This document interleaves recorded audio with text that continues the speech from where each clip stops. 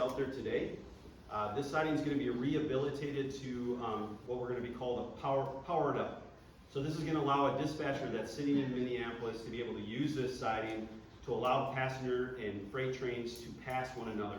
If anybody has taken the train from the Winona station, you know that you load off the main line or the track that's furthest away from the station.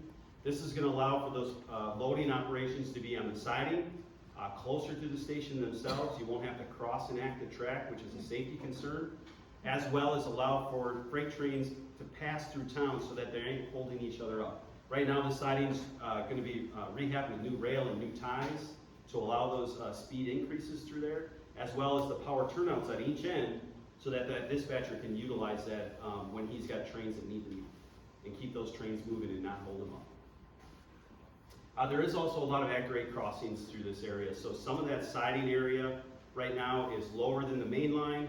We're going to be bringing that siding back up so that it's a consistent level across, as well as redoing those at-grade approaches to each of those, so you don't have what we call hump crossing, where you can launch yourself up and over, just as a reference, but we're going to smooth those out and make those much cleaner and better as we rehabilitate the siding and work with CP on those crossing surfaces. Okay, so the last project on the corridor is Tower CK. This is the one furthest to the north. Here what we're doing is it's also a lot of industry switching into the main facility along the river.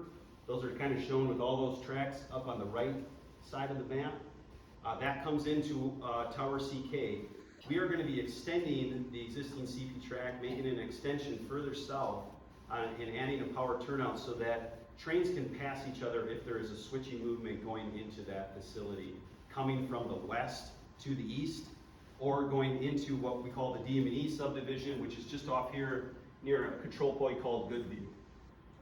So with this addition and adding this track and extending it south, this is going to allow freight trains and passenger trains to bypass each other better if there's any type of switching movements that are happening at Tower CK.